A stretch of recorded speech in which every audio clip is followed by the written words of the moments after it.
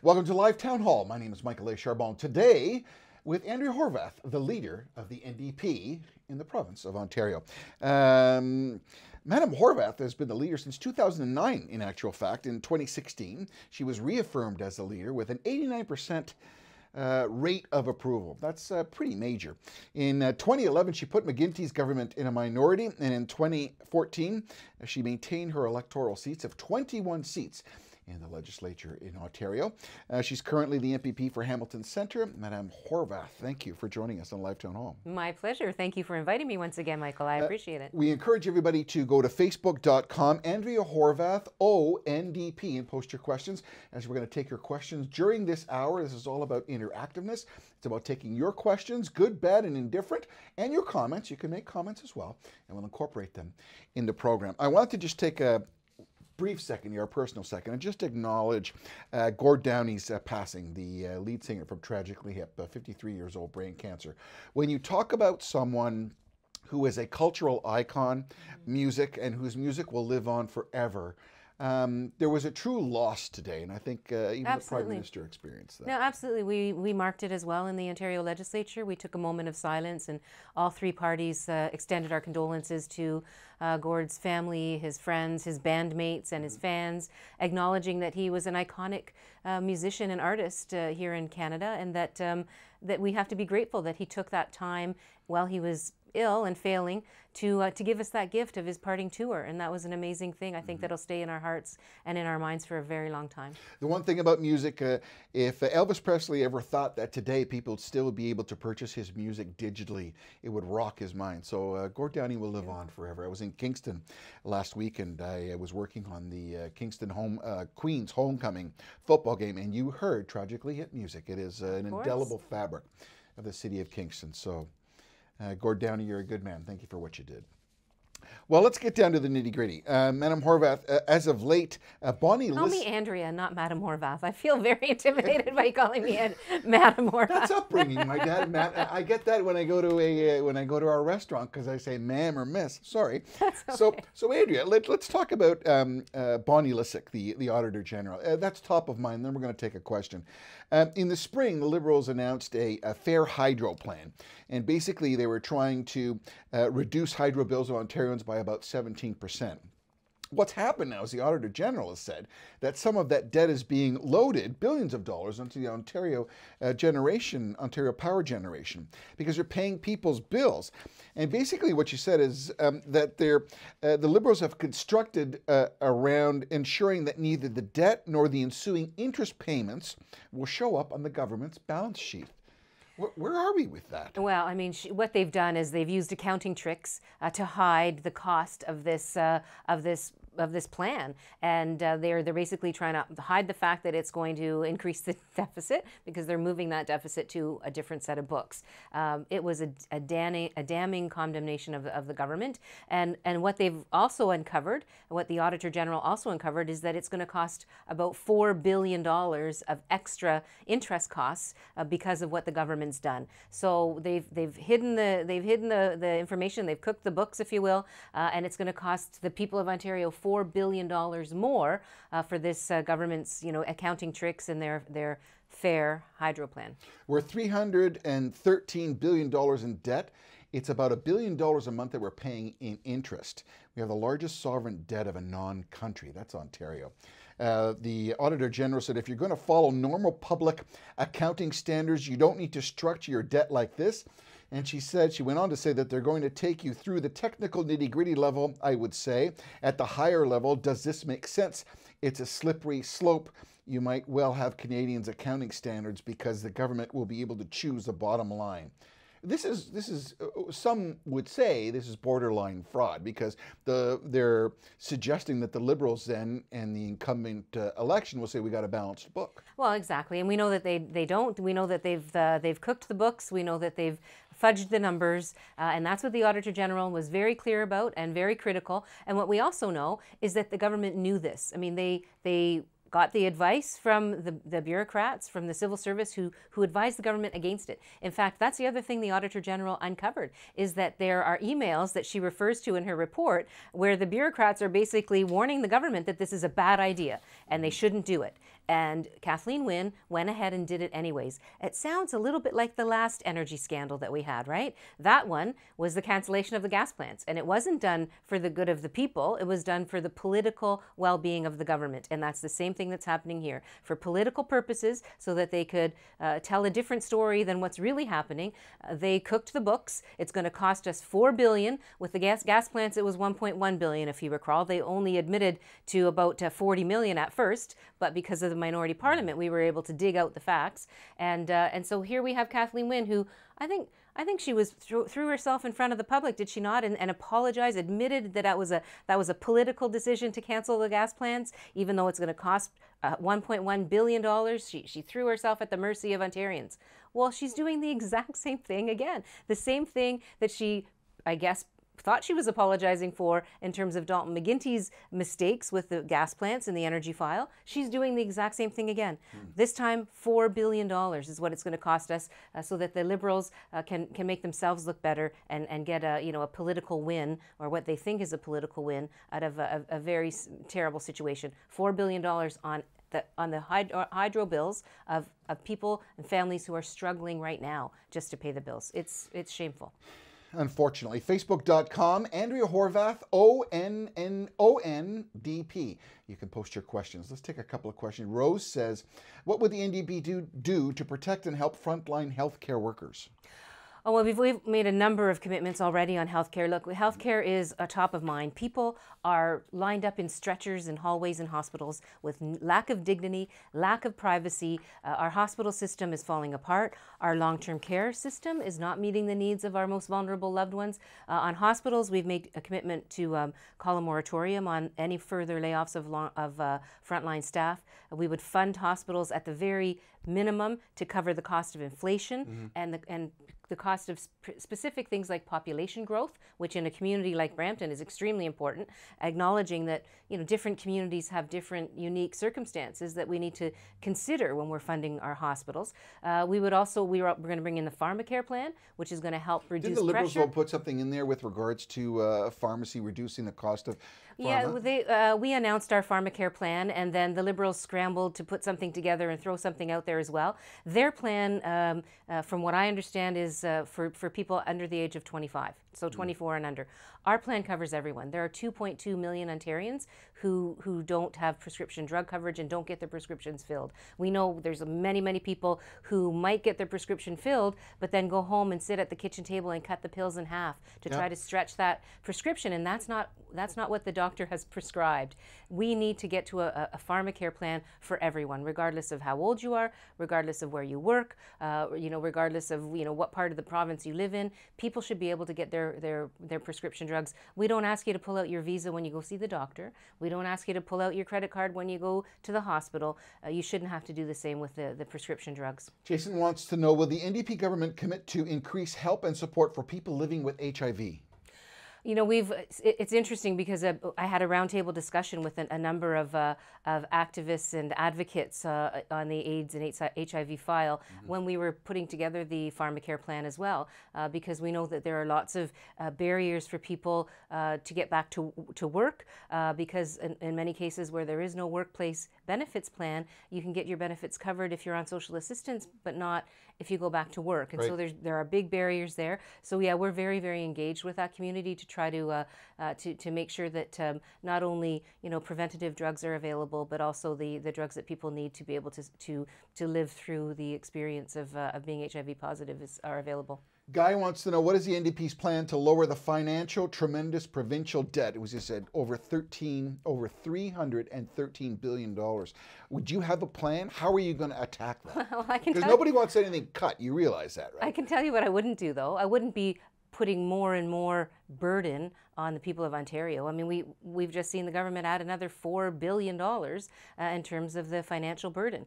We see them, play shell games when it comes to our public utilities. I mean, we have a hydro system that was bringing significant revenues into the province. Those revenues are being cut. That money has to be found somewhere because now the private interests are putting that money in their pockets that are coming from hydro revenues. And so we would put that back into public hands. But some would say that the NDP would be a potential government that would raise the debt because you would bring more social services. What do you say to people who would say that? Well, what I would say to people is this: it's all about choices and it's all about priorities. And one of the things we've seen, and I think it's what makes people so disappointed with Kathleen Wynne and the Liberals, is that they've got the priorities wrong. They're not getting the basics, even the basics right. I mean, we've already talked about healthcare and what a mess our healthcare system's in. We'll probably at some point talk about education and what's happening there. Things are not going well in terms of the education system. Similarly, with post-secondary, there's a lot of work that needs to be done to make sure that young people have opportunity with their education. You have great positions to help people, help where we are. That all costs money. Should we be afraid that the NDP, in its effort to help, would increase the debt? Do you have any tangible examples of how you would potentially work? All you need to do is look at some other NDP governments. I mean, there was an NDP government in Manitoba that did very, very well in terms of keeping a lid on the debt and having balanced budgets. So it's not, it's not the case that every NDP government has had that history. Certainly, when the last one was here in Ontario with that Liberal that was at the helm, things were a little bit different, and it was a recessionary period. And many of the things that were done then were repeated in 2008 when we were in a recession by governments around the world, in fact. But look, I think the idea is you have to take a balanced approach. You have to make sure that you're providing the fundamentals and the basics so that people can build a good life here. I mean, people are worried these days that they can't make ends meet. There's true concern. And true concern for themselves, but also for the next generation, like for their kids and their grandkids. And so we have to remember that, everything the government does should have people at the center of it. And I think what we have now and have had for far too long is a government that's more interested in making sure that it's doing okay, that it's going to continue to have power, that they stay in office, that they continue to have all of the power. But they've forgotten what their role is as government. It's to take care of the needs of people, to give people hope. And I think people are cynical right now about politics and about government because they've been so disappointed. Regardless of what the Liberals have said, the experience isn't living up to the promises. It doesn't have to be that way. I absolutely believe it does not have to be that way. People need to be at the center of every decision government makes, and I think that's when you will get away from some of the horrendous kinds of decisions that we've seen that have really put public money in the wrong places, like the gas plants, like the e-health scandal, like the outrageous salaries of some of the top CEOs across the public sector. I mean, there are big changes that the NDP would bring in that would help tilt the balance back to being focused on the people of Ontario. When you talk about debt, in 1989 to 1990, during the recession, Ontario had a $35 billion debt. Then in 94, with Bob Rae, it increased the debt to $55 billion. And then we go to 1999 to 2000, which is the Mike Harris government, where they were cutting things, and they were able to put 3.1 against the debt, but they sold Highway 407, if you recall. 2002 to 2003, Mike Harris increased the debt by $41 billion, putting it at $132.6. Then in 2013 to 14, Dalton McGuinty, they added to it $155 billion. That means in 2014, we had $288 billion worth of debt. And today, in 2017, $313 billion in debt. $1 billion a month, 4% interest is what we're paying. That's, I don't know. Ken says, will the NDP clarify its position on proportional representation by making it a 2018 platform commitment? Well, we haven't actually put our full platform together yet, but certainly that is something that has always been one of the things that New Democrats have supported and believed in. Proportional representation makes a lot of sense. It brings you a government that's more reflective of the community at large. We see governments that have that kind of voting system have many more women that are elected to office, many more people of who are of various cultural and ethnocultural and religious backgrounds, so a greater diversity, if you will. And so we've certainly been very much supportive of that. Again, we don't have our platform put together yet, but it is something that New Democrats have supported. We're about 50 minutes in. You can go to facebook.com, Andrea Horwath, ONDP, and post your questions. We appreciate you participating because you make this show possible. You can also make a comment. It doesn't have to be a question. Mohammed says, what would the NDP commit to as the next phase of public infrastructure fund? Well, you know what, we have made some commitments around infrastructure ourselves. I mean, we've certainly committed to continuing with the transit infrastructure. One of the things that we've also done, though, is made a commitment on the public housing side.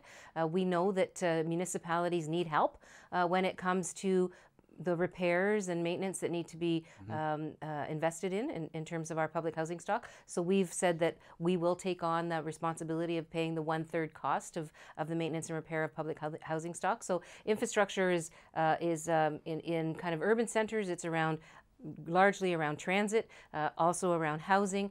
In rural Ontario and smaller town Ontario, it's around roads and bridges and culverts and those kinds of things. And so we are definitely committed to keeping pace with the demands around infrastructure, because we know, first of all, they're job creators, and that's always a good thing. But we know that there's a huge deficit when it comes to infrastructure, and we know that needs to be addressed, and that municipalities certainly can't go it alone, and that they would need a government partner. Absolutely. Susan said, would the NDP attempt to buy back shares of Ontario Hydro? Well, this is part of our this is part of our hydro plan. We put this out in the beginning of the year. Well, you know what? We pulled some experts together. We did all of the math. When we put our plan out there, there had only been about I think 15 to 30% of the shares sold off. And what we've said is that this is something we intend on doing. We understand, though, with all of the shares now that have gone out the door, it's going to take a little bit longer. But we believe that having the electricity system in the control of the public is absolutely necessary. Not only because it will help us deal with the rates and make sure that we are able to keep those under control for the people and businesses of this province, but also it's a piece of infrastructure that helps us deal with climate change as well. And when you have complete control, as the public has for over 100 years of hydro, over the electricity system, you can implement all kinds of changes that help with conservation programs, for example, help people to reduce their consumption, and all of those pieces. If it's a private interest that's running our hydro system, the last thing they want to see is a reduction in people's consumption, because that means a reduction in their revenues, right? And so what about the LCBO? There was talk, the LCBO and the OLG, both of those facilities help people with extended medication, do medical research, and help to fund what it costs to make Ontario grow and go. Would an NDP government provincially ever consider selling the LCBO portions of it, or the OLG? That's certainly nothing that we would contemplate at all. We don't believe that selling off Crown corporations is the right way to go. We think those are assets that generate revenue for us today, and that then generations to come should be able to receive those same benefits. And it's unfortunate that both the Conservatives and the Liberals see it in a different way. You mentioned the 407, which is the case. We know that electricity started to get deregulated and privatized with the last time Conservatives were in office. The Liberals basically finished the job there, and we're worried, frankly. I mean, one of the things we know for sure is that Patrick Brown's not talking a lot about what his plans are, but we do know that Conservatives do like to privatize, and they do like to sell off, public corporations, and we want to get a better sense. I think the people of Ontario deserve a sense of exactly what Patrick Brown's plans are. Well, I bring up the word bombardier, and that's going to be a boondoggle too. Susan said, would the NDP attempt to buy, no, that wasn't the one. Karen, that's right. Would you support high-speed rail through Windsor? That was the one I wanted. Oh, absolutely. Absolutely. This is one of those projects that the government seems to throw out there every time there's an election on the horizon. But we really do need to find a way to connect that corridor, Windsor, all the way through to Toronto and beyond, frankly. I think it would create great economic opportunity for some of the major centers along the corridor, but we would also need to make sure that we're networking in some of the smaller communities into a broader system, because that's important too. We have a lot of folks in small town Ontario that really deserve to see the benefits of these kinds of investments affect positively their communities as well. Have a comment here. Love how you hold the Premier to account on a daily basis. And Larry would like to know, what would you do to help fixed income seniors deal with the ever increasing hydro rates? Well, I mean, this is one of the reasons that we have been so vocal on the hydro file in the first place. Look, people, particularly with fixed incomes, are having the most difficult time. I've talked to people that you know, they're retirees who I think of a nurse in Sault Ste. Marie that I went to visit. She was, you know, just about 80. She hadn't quite turned 80 yet. She was 79, and I was in her house. She had a tiny little house, lovely little house, electric baseboard heating in Sault Ste. Marie. And she was literally, Michael, you couldn't look at any part of her furniture. Everything was piled with thick quilts and blankets. She had all of the baseboards off except for whatever room she happened to be sitting in. She said her sister doesn't even visit her anymore. Her friends don't visit her anymore. It's too cold, but she cannot afford to keep her house heated, and that's shameful. It should never have gotten to this. I remember last time we 300% increase in the hydro bills in 10 years. We talked about a constituent of yours in Hamilton who was having difficulty making her nut. She wasn't able to make her business go because of hydro rates going up. Yeah. That's disastrous. Bob wants to know, how would you deal with the disaster that is Metrolinx? What would you do differently in regards to public transit? Well, I mean, you know, that's one of the biggest problems with Metrolinx is lack of transparency, and we're quite frustrated with that. We certainly need to have a real hard look at exactly what we can do to make it more accountable and make it more transparent. And I have to say, I think a lot of people were shocked when the last incident occurred, where we saw some interference by the Minister of Transportation in the decision making around where new GO stops were going to be. And that's very, very disturbing. You know, there's no doubt that that infrastructure and you know, investments when it comes to transit are highly political, but there's also science behind that work, and I think we have to respect the opinions of the professionals to try to get the best bang for our buck, if you will, and the best outcomes when it comes to getting people out of their cars and onto public transit. So we've identified Metrolinx as a place that we would need to look at to try to make sure that it's. Did you ever consider tolls? Tolls, you know what? Here's the thing with tolls. I hate them. The thing with tolls is they're a flat tax, basically. So low-income folks end up paying more of their income to pay for tolls so that would be a no, than higher income folks do. So no, but it's funny because a lot of progressives and, you know, folks, some New Democrats, that idea as a viable, and they get upset when I say that I don't believe in tolls.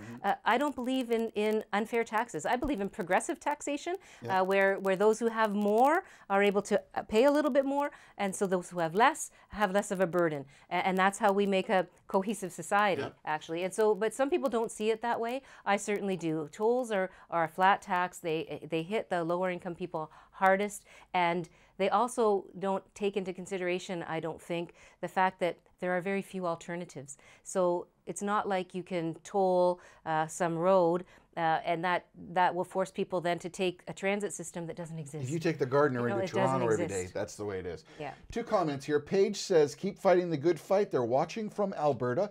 Thanks for tuning in. Another comment, Jordan says, 15 years is too long for any government. It's time for a change. Marcus asks, would the NDP continue to augment the plan to help low-income students? All right, well, so there's a couple of things there. One of the things I think is important, though, I think it was Jordan who said it's time for a change, 15 years is too long.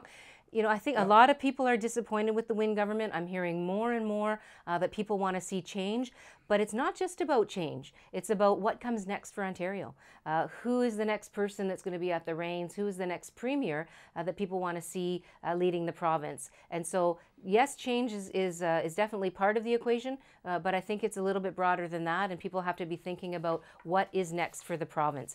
And when it comes to what the question was about low-income students, yes. Look, we have an untenable situation here in Ontario. We have the least amount of per capita funding for our students in this province, post-secondary.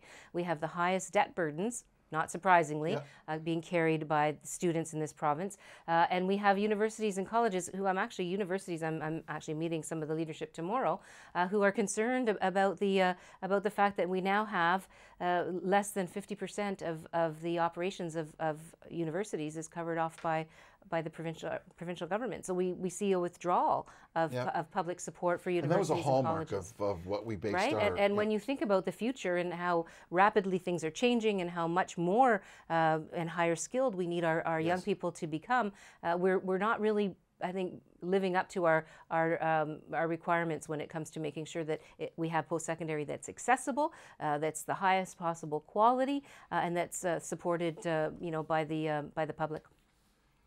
When we talk about women in politics, Deb Matthews has announced that she's going to step down. Liz Sandals in the Guelph area is not running, and I know this for a fact because last week we had Mike Schreiner in here, and Mike Schreiner was making a point about farmland, and one of the comments here is that Glad wanted to know, what would the NDP do to help maintain farmland and help farmers in rural Ontario? I will say that Mike Schreiner is very concerned about that, being from a family that farmed and representing people in the Guelph area. And he reached out to you positively with respect to some of the work that you're doing. But Glad actually asked the question, what would be the NDP's position on Ontario farmland?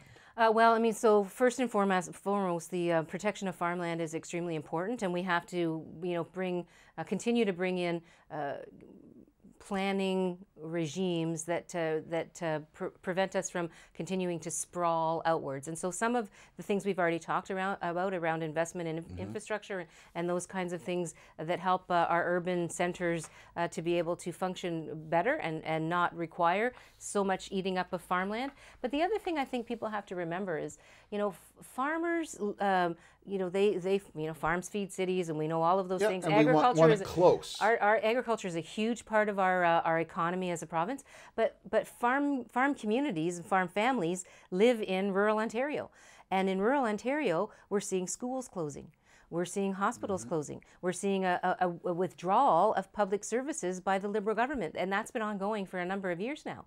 Well, how do you keep a farm family going? How do you keep the next generation interested in staying on the farm if there's no hospital there for them to raise their young family and know that there's a place to go in emergency, or for them to be able to educate their kids? I mean, if you're busing your kids, for an hour and a half down the roadway to 2 or 3 towns over because every other school is closed.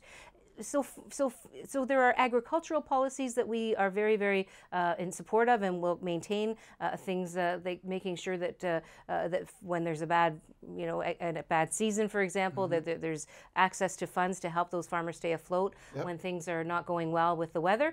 But there are also real concerns that we have about making sure that small town Ontario and rural communities are able to stay afloat and to be vibrant and sustain farm families, because it's both. It's both the agricultural policy and then it's policy around small town Ontario and small communities. Brandon says, how do you plan to change campaign and political finance laws in Ontario to thwart the efforts of special interest? Well, ironically, January 1st, 2017, there was a whole change. In the previous election, 2014, individuals could donate between $23,000 per person. Now it's changed to $3,600. And the war chest, interestingly enough, the Progressive Conservatives have raised $16 million in financing. The Liberals 6.5 and the NDP 4.1 million. And what they did pass was that you get dollars for votes. So it's a $2.71 for every vote that you got, and as long as you receive 2% of the population. So this year, the Liberals will receive $5 million, PC's $4 million, NDP $3 million, and the Green $630. There was always that thing about so many people spending so much money for favored nations. There's a two-edged sword, is there not? You need to have money to be able to run an election, but with reduced financing, where is that going to put the NDP? Well, I mean, it's an interesting thing, and I think people need to recall the only reason why we have these changed laws for financing for campaigns is because the Liberals got caught with their hands in the cookie jar. They had the Cash for Access scandal, if you remember. Yes. They were having their cabinet ministers hold these fundraisers where the very people that were lobbying them in their own portfolios were bellying up tens of thousands of dollars that they pay to the Liberal Party. So it's a good thing. To It's a meet good with change. to meet with the cabinet. But it's a good thing, It was right? a shameful, disgusting No, that was a shame, situation. but I say it's a good thing and that so, we've got yes, the restrictions. it had to be done because because of the odious nature of what the Liberals were doing. Having said that, there's a couple of important things, and you're right. The individual donation is lower.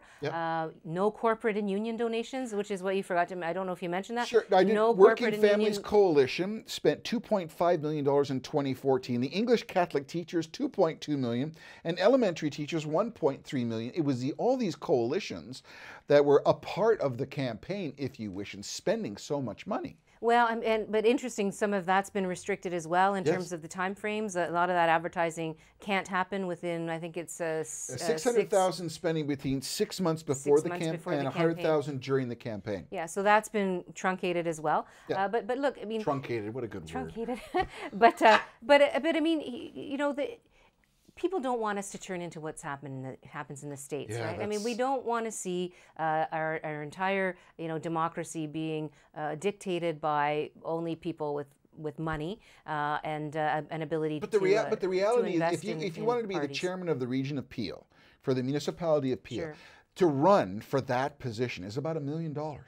Yeah, that person it's has to expensive. raise $1 million. Yeah, That's a it's municipal position. It's an That's not even expensive provincial. proposition. Yeah, no, it's an expensive proposition. There's no doubt. Some municipalities have also banned union and corporate donations, for example. I think others will unions have probably said do that, that. because how are you spending my union dollars when I don't endorse that person? Well, no, it's been an interesting journey for sure, but I think it's important to remember that that we do have the per vote financing, and that's an important piece. I mean, so sometimes people will say, well, I don't, I love this party. They're a great party. I believe in everything they believe in. Really, I don't like my local candidate all that much, so I think I might vote somewhere else. The idea is to remember that every single vote counts when you have a publicly financed $2.71. system. It's really, really important. So people need to think carefully about how they cast their ballots, not only for the purpose of electing a government that you want, but also remembering that the public financing is in play now, and it's something that's going to make a big difference in the financing of the parties. Zara asks, does your pharmacare plan include birth control pills? Yes. Actually, I should qualify that only by saying it's not up to me or any politician to determine we're going to start with 125 drugs. Start with 125 drugs. Those 125 drugs are going to be determined by the committee that exists, that already exists, that determines what drugs are on the formulary and what drugs are on the various plans. Right. And the point is, it's not up to a politician to say this is the drug and that's the drug. It's an independent body, but it's very, very likely that because it's the most commonly prescribed drugs for the most common uses, right? And so that would be one of them. Birth control is not only to prevent pregnancy; it's also used from a clinical standpoint. For many different purposes. Not just right. So I can't imagine that it wouldn't be, but it's not a political decision. What would the NDP do to help, this is from Mark, people who are unemployed in low wages part-time with no benefits in their jobs? Well, so there's a bunch of pieces there. I mean, we've been very vocal. The government's doing this work around the Changing Workplaces Review, and there's legislation that's just passed second reading today in that regard. And so to make sure that, part-time and full-time staff doing the same job are getting the same wage, and that we're not allowing people to, to kind of sit right next to somebody else through a temp agency and get paid less for doing the exact same job. So some of that stuff is going to be addressed through this legislation. But one of the really important things that we identified is the lack of benefits, which is why our pharmacare plan is so important. So that person who's in a part-time job or hasn't been able to find full-time work with full-time benefits that come with a good job will at least be able to get their prescription drugs filled, and that's a huge expense. So that's a burden that'll come off of people. But we do think that there needs to be, the quality of work needs to be better in Ontario. That's why we have been supporting the $15 minimum wage for quite some time now.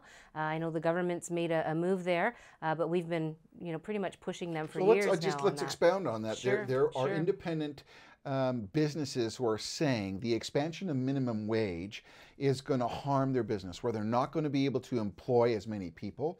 It is going to put undue hardship on a job that's supposed to be entry level. It was never meant to be a job to sustain someone's livelihood. It was an entry level position to allow people to have a first job. And by raising the minimum wage, I mean, it's going up to $14 in January 1st, 2018, and $15 in 2019. Many small businesses, which are the engine of this country, are saying that's going to hamper their ability to keep their business open and make money. Yeah, I mean, you know, it's interesting. We've seen jurisdictions in other parts of North America that have brought in a minimum wage, where these a higher minimum wage to $15 an hour, where some of these worries were also brought forward, and the evidence was not borne out. There wasn't a massive loss of jobs. There wasn't a massive, you know, a number of companies, for example, that went under. What there was, though, was a reduction in the amount of absenteeism and sick time. There was a more engaged workforce. So there were some benefits that came to business when the wages went up. One of the things I think we have to remember is that this economy is not one that's offering a lot of good, well-paid work for people. Many people are cobbling together 2 and 3 part-time jobs to try to make ends meet. And so the nature of work has changed significantly. It's much more precarious, much more unreliable. When you pay that much as a minimum wage, when do we start to, I'm just reflecting what's been said to me, when do we reflect that small business is the engine of this community, and they have to have low cost labor to help them run their business? They're not all making fortunes and running away to the bank and counting their money. Well, I don't think anybody believes that that's the case, that everybody who's got a small business is you know, taking all kinds of money and putting it offshore. But what I do know is that there are many people who are concerned about the way that the government rolled this out. They rolled out too fast. Well, they rolled out, and they only rolled out half a plan.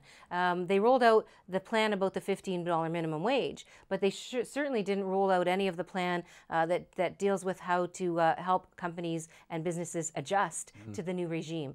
And that's because, once again, this plan was thrown out there while the government was trying to turn the channel from another scandal, right? And so they threw it out there. I believe it was only, you know, half a plan, and it got some criticism from places like the Financial Accountability Officer. But that's because the Financial Accountability Officer could only look at what the government provided, which was just this part of the plan and not the rest of the plan. And now, of course, they've heard from some of the folks that you've heard from, and they're scrambling to say, well, we're going to do this, we're going to do this, we're going to, you know, fix it this way, fix it that way. It should never come to that. Right? There shouldn't have to be the fear and the worry created. They should have put forward a full plan from the beginning. We're going to increase the $15 minimum wage. They should have done it when we told them to do it 2 years ago, and that way, you know, we would have had a more. Way we would have had a little bit of adjustment time. Like that is a hard hit on a business. Well, you know, exactly, without even identifying, you know, how we're going to stabilize, you know, the business community. Speaking of stabilizing, the taxi industry has been destabilized. I mean, the advent of our cell phones and all youth using the cell phone through Uber, there have been some municipalities who have initiated attempts to say that Uber cannot be, but the horses are out of the barn. It's in existence now. What's the NDP's position on Uber? Well, I mean, it's here. I mean, there's not much you can do about it. But one of the things that we are taxi companies would say there is, because depending on their license, they have to have so many vehicles which are good for people who have extended care. They have to have wheelchair. There's much more restrictions and license against them. And so that's the next thing I was going to go to is that we always have thought that, you know, the sharing economy's here, but the sharing economy should be a fair economy. And so we have to make sure that while we are embracing these new technologies and these new ways of doing things, that we're making it fair for everyone, so that there aren't some people being unfairly advantaged and others being unfairly disadvantaged. And I think that's extremely important. The other thing is we worry about safety. We worry about the safety of the people who are providing the service, as well as the people who are hailing those Ubers, or who are the consumers of the service. And so, and it's not just Uber, it's Airbnb, it's all of these other pieces as well. So would you legalize it or ban it, or would you put more because some would say because of Uber it's more transparent. You know who the driver is, he's already been vetted, you have his name, you can see where he is, whereas in a normal cab you don't have that same ability. Well, although what you do have in a normal cab is a relationship to usually a company or a license holder. You have insurance, you have all kinds of other, well, I guess you have insurance with Uber now too. Yes. It is a tough call, but I really think it's about making sure that we have a standard that everybody adheres to, and that you have fairness built in it. And it's not easy to, I'm not saying that's easy to find that balance, but it's certainly, I think, the role of government to try to do that. Facebook.com, Andrea Horwath, ONDP. Take your questions and your comments. My name is Michael A. Charbon here with Andrea Horwath, the leader of the NDP. For Ontario, Shiv wants to know, what's the NDP's position on Sikhs being exempt from wearing motorcycle helmets? Oh, we've always been pretty clear about that. This is a matter of religious rights, and the bottom line is Sikhs should be able to ride a motorcycle with their turban and not have to have the helmet on. And if they get into an accident and they have a concussion, just like anybody else who gets into a motorcycle accident. But it's by some people have a problem with that, because it's like saying if you are too obese to wear a seatbelt, you shouldn't be able to wear a seatbelt. Well, again, we believe that this is a matter of constitutionally protected rights. Other provinces and many other jurisdictions around the world have already made the changes to ensure that Sikhs are able to ride motorcycles and wear their turban and not have to wear the helmet. It's not for us. It's pretty fundamental. It's part of the Charter of Rights and Freedoms in Canada. It's something that's protected in terms of charter rights. Other provinces, as I said, have already undertaken the changes necessary to ensure that those religious rights are protected. And I think it's shameful that that hasn't happened yet in Ontario. And you know Jagmeet Singh, of course, the new federal NDP leader, was a champion of this change in the Ontario legislature. As leader, I was proud to support him. We've been very clear. I have made the commitment myself to the Sikh community, and particularly to the group of motorcycle activists in the Sikh community, and I won't go back on that. You know, oftentimes the debate, and I've been shocked to hear the Premier say that she doesn't want to feel that if some horrible accident happened, that she made the change that ended up, creating an injury or a horrifying death of someone. But how do you answer that? How do you answer that question? It's not. But the issue is it's not about. Some would say the burden of medical treatment as a result of that is on the people of Ontario. No, but it's not about me, and it's not about the Premier.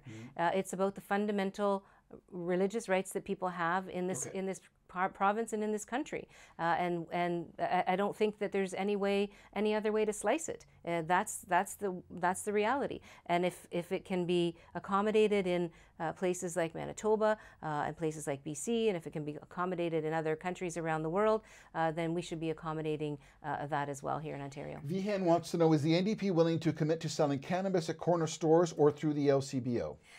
Well, that's a very interesting question, and it's one that's quite a hot topic right now. That it is. And it's worrisome because one of the things that I think is on top of mind for me, anyways, is the government's come up with this announcement.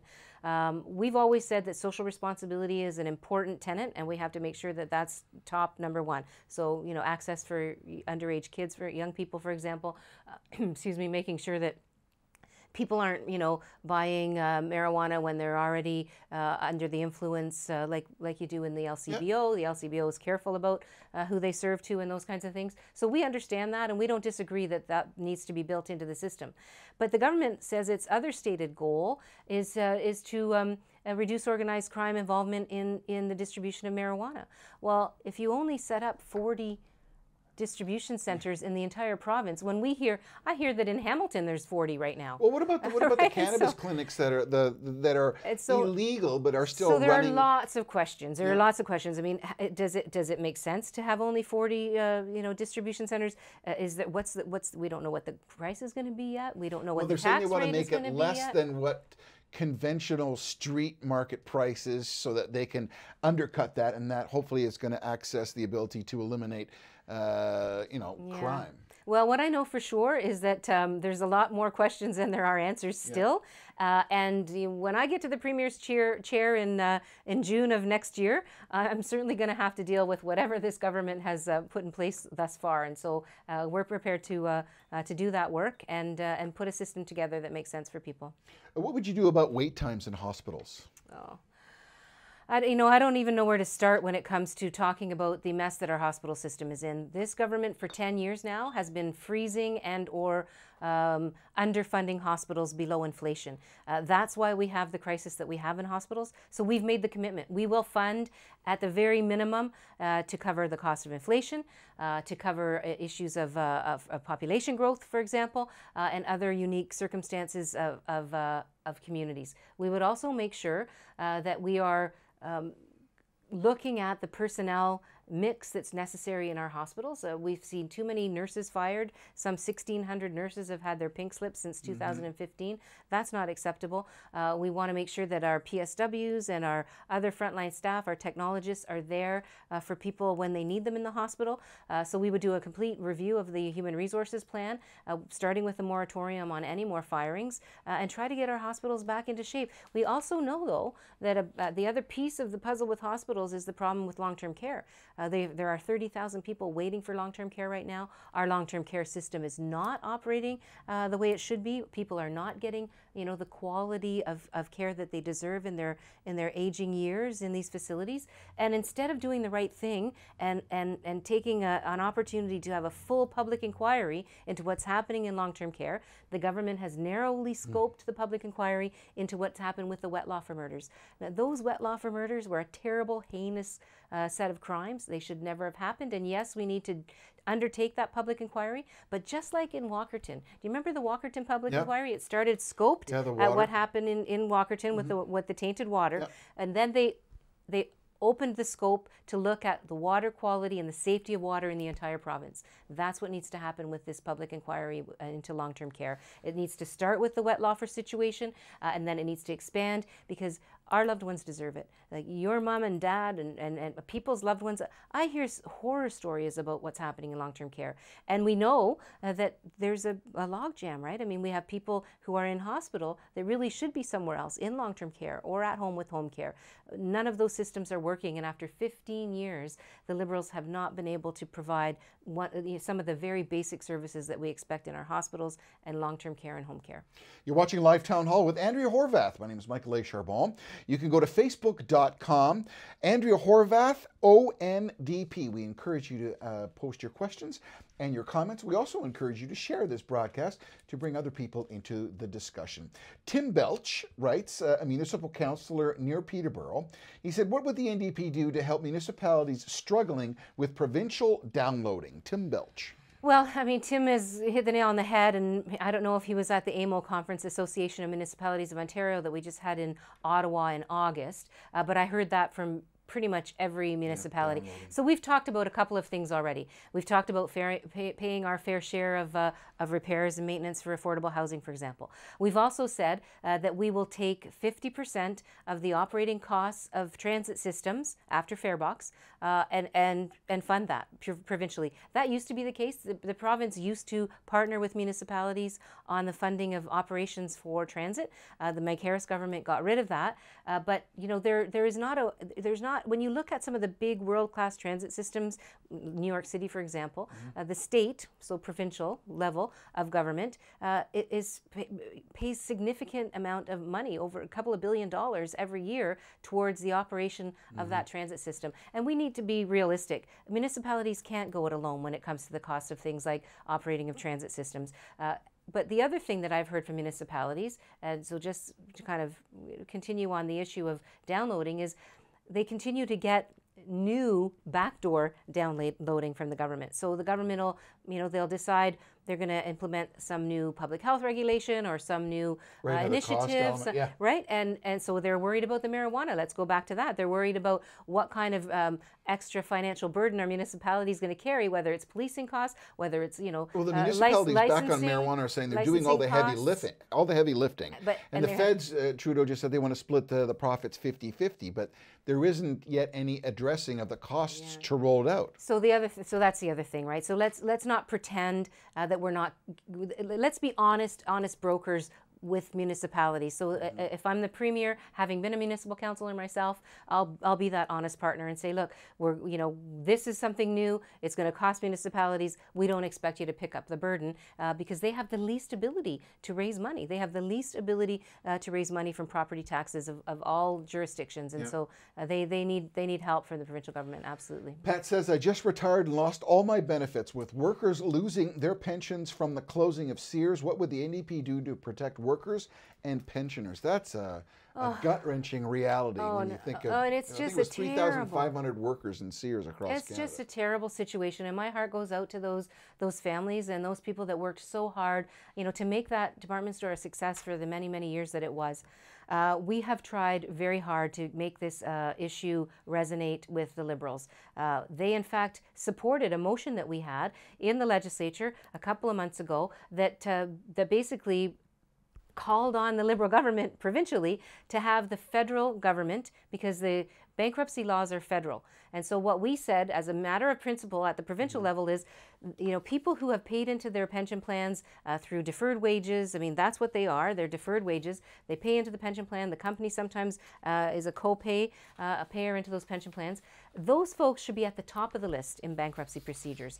Those folks shouldn't be at the end of the list with all of the other creditors. Well, the banks would tend to disagree with you, I think. I know that, but look, I mean, who is the least able to sustain the hit? It's the everyday person. It's the senior citizen who's lost everything and now is losing their benefits and their pension. I'm sorry, I have very little sympathy for the big financial institutions. They're the ones that can actually, they're the ones that can absorb the shock a lot better than people like Pat. I mean, we wanted the government to do something about that provincially, to say to their federal cousins, let's look at the bankruptcy protection laws in Ontario, the CCAA laws are in Canada rather, and let's get the workers back up to the top, or somewhere closer to the top of the list. They agreed with us, they supported our motion, but they've done nothing. They've done nothing to actually make that change. I know New Democrats federally are trying to push the Liberals federally to make those changes as well. In fact, a fellow, an MP named Scott Duvall in my city of Hamilton has been championing that cause at the federal level with the federal NDP. But it's always the little guy that gets stomped on, and that's just not fair and it's just not right. They put their heart and soul and their blood and guts into these companies, and they deserve to be left whole and not devastated by these bankruptcies. So we've got about 10 minutes left. Forum Research on October the 11th, just a couple of days ago, sampled 813 people in Toronto, and they asked them, who would you vote for? 36% said the Conservatives, 33% said the Liberals, 23% said the NDP, and 6% said the Greens. CBC commented, they said, with Andrea Horwath leaping from third place to power, poses challenges for the NDP. This is your third time at this. Third time lucky, people say. Third time lucky. And as we said at the outset, there's people that said, oh, it'll never happen, and Bob Ray got it in 1990. He's a Liberal, though, eh? This is, you could be a power broker in this election, because everybody's saying the Liberals and the Conservatives are the same, they're going to break even. You could make the difference. What do you say to people who are wondering, Andrea, can you do it? What are you going to do if you get it? Oh, well, you know what? I'm going to do exactly what I've been saying I'm going to do. I mean, here's the thing. As I said earlier, it's not just about getting rid of Kathleen Wynne and the Liberals. It's not just about seeing the back of a government that is tired, that is out of touch, that people are so disappointed in. It's about what's next for Ontario. That's the big question. What's next for Ontario? Who's the next premier to lead the province? I can tell you that all of the ideas that we've brought forward over the last couple of years, for many years now, are ideas that are focused on making life better for families. I actually believe that we can actually do that. I believe you can have a government that helps to solve problems instead of create more problems, that actually makes life better for folks, that helps to get people to have hope again, that the next generation can do better. When does your election platform hit? Well, we don't have an actual date for release yet. We're still working on the platform, but we've made some really important announcements already around, as we've already talked about, around pharmacare, around hospital funding, around hydro, and bringing that back into public hands and bringing down people's hydro bills by about 30%. I mean, here's what I believe. Leadership is about telling people what it is that you believe in, what it is that you're going to do, and then actually doing it when you get elected. And that's what people can expect from me. That's what they've seen from me from day one. And that's what we're going to provide. We're going to provide a platform and a vision that will give people hope again, and that will show people that government can actually put people at the top of the agenda. You've been pretty vocal in your stance with respect to how you would compete against the Liberals. You said regarding the Progressive Conservatives that by looking to the Tories you won't see much change. In fact, you'll see things get even worse. Conservatives cut and they privatize. They believe in small government. They believe that public service should be farmed out to the private sector. We had enough under the Kathleen Wynne and the Liberals. And you also said that whether the PCs are the answer, pointing out that the Progressive Conservative leader Patrick Brown spent 9 years as a backbencher MP with the Stephen Harper Federal Conservatives. We're almost done. How would you, I mean, those are elements that... And we're fighting words, is that what you're telling me? Pretty much so. And I mean, it is the season. So one would say you could be the power broker. Does that mean you're going to have to cozy up to one of the two of them to make things work? No, I mean, I think we should wait until the people of Ontario have made a decision before we try to kind of determine, how we might deal with that decision. I think the decision people have to make is pretty clear. What do people want for Ontario in its next iteration? What do we want next for this province? That's what I think this campaign is going to be about. And I think that New Democrats, I know that New Democrats are going to be offering a real choice for people that speaks to the fact that everything that government does should have the people at the heart of it. And that's what I believe. We've seen campaign ads already. I mean, you can't call them campaign ads because they're not campaign ads, but we've seen PC ads, you can't trust so-and-so. You've got Liberal ads just saying he's not trustworthy. I mean, they're already starting to slam. Are you going to enter into that ring? Are the NDP going to come up and say you can't trust either one of them? Well, what I can tell you is that New Democrats are going to stay pretty focused on talking to people about what we think we can do to make life better for Ontarians, because that's what I think the job is. People deserve hope again.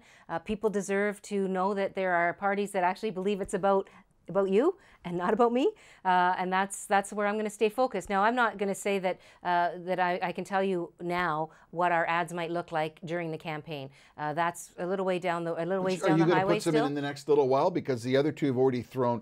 I mean, it's a little muckraking as it is. It's a little muckraking, but we're more focused on our ideas. We're more focused on the vision. We're more focused on Ontarians, frankly. And so while these guys are slinging mud at each other, we're going to continue to listen to what Ontarians have to say, understand what concerns they have, and try to come up with solutions that really make a difference in people's lives. So let's just give you a moment here to talk to the folks, and you have your moment to tell them, first of all, we want them to vote, most importantly, but more importantly, from your position, what is the vision of the NDP that is going to bring Ontario prosperity, health, and happiness?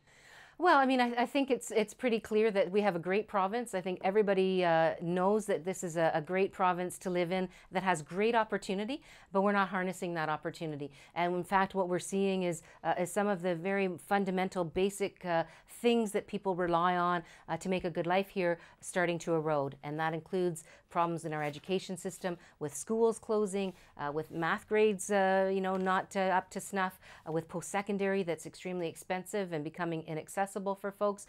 We see it in our hospitals that are falling apart, and that where people are lined up in stretchers on hallways and in very undignified circumstances.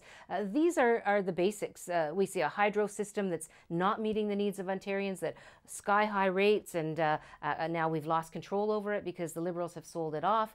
We don't think it has to be that way. Actually, we think that you can have a government that does create that prosperity, that partners with business to create that prosperity, that remembers what its job is when it comes to making sure that people can build a good life here and have hope for the future. And it's by making sure that every single decision that's made by government has people at the center of it. And that's what I've always believed. That's what put me into politics in the first place.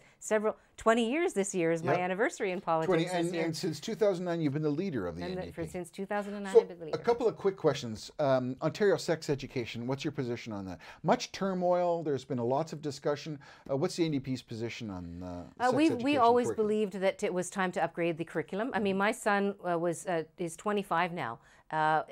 We were using the same curriculum that he had when he was a kid in school until that phys ed and health education was upgraded. So we thought that was necessary. But I think, we have to remember that the government, threw that plan out there without their kind of communications pieces in place because they were trying to get something else off the front page of the papers. And that was a very irresponsible direction for them to take in terms of the process of throwing the plan out there without proper communications. But we do support the changes. We do support the changes in the curriculum, and we think they were necessary. Absolutely. Provincial pay ceilings, when we talk about some people in the private sector making less than people in the political sector, if one would say. We talk about the CEO of Ontario Hydro in comparison to the payment of the CEO of Quebec Hydro. There's a $1 million difference in there. What's the NDP's position? There's $4 million difference in there. There's millions and millions. Yeah, there's 300 and something thousand for Quebec, and it's 4.2, I think, for Ontario. Exactly. But let's not forget, Ontario Hydro One is no longer an Ontario company, right? It's a private company now. It's been privatized by the Liberals, and so he's getting the privatized salary. He wasn't getting that much when he was still getting more than the others, than Quebec Hydro, for example, when, and I don't mean he as a person, that position was still paid more in Ontario than it was in other jurisdictions, but certainly not to the level that it is now. But look, we've talked quite a bit about the top salaries in the public sector, the CEO salaries in hospitals, the top bureaucrats throughout the public sector, because we continue to see these salaries and these benefit packages and these golden handshakes that have no relationship whatsoever to the people who are paying the freight, to everyday Ontarians. We see salaries that are completely out of whack. We have tried to get the government to cap those salaries, to keep those salaries at a proportionate level to what everybody else earns in the province, and they have not done it. After 15 years, we've seen those salaries continue to skyrocket. So we will do that. We will rein those salaries in. We will do that. We've had it in our past platforms because we believe it's the right thing to do. We believe it's the right thing to do. Last question. In Australia, if you don't vote, you get docked $100 on your taxes. To encourage people that it is a privilege, not a right, and it's a privilege to vote. Would you ever consider, I mean, that's a unique way of generating additional tax funding. Would the NDP ever consider instituting something on your taxes if you don't vote? Well, it's not something we've talked about, but it's not only a privilege, it's a responsibility. Yes. It's a privilege, but it's also a responsibility. 32% of people voted in the last election. That's a horrible. But when you see what's happening in politics, though, I mean, people become cynical. This is why you're representing a change. I'm so frustrated with what the Liberals have been doing because I talk to people and they just shake their heads and they say, I don't believe that it can change. I don't believe that any government can change what's happening and the way things are done. And I disagree with that. If I believed that, I wouldn't be sitting here with you tonight, Michael. I would not be, because I have to look at myself in the mirror every day. And I firmly believe that you can change government to focus on people. Not on themselves, not on their well-connected friends, not on all the people that they made very wealthy over the last 15 years, these Liberals did, but on everyday families who are struggling to pay the bills. That's where the focus needs to be. Andrea Horwath, I thank you for coming and being with us on Live Town Hall. This is your 4th appearance here. Is it really 4? Yeah, and That's I thank you for taking the time. I know with election season upon us, one would say, June 7th, 2018, but everybody's already in campaign mode. I appreciate you coming here, bringing your staff, because I know you have to have support. but we really appreciate you speaking to us and taking the questions that the folks who are watching put forth. I wish you good luck. My pleasure. Thank you very much. Thank you, Michael. My pleasure. You've been watching Live Town Hall. My name is Michael A. Charbon with Andrea Horwath, the leader of the new Democratic Party of Ontario. We thank you for watching. Thank you for your questions. Keep posting your questions because there are people who will forward them and you will get an answer. We thank you for watching and appreciate your participation and look forward to being with you again soon. Thanks for watching.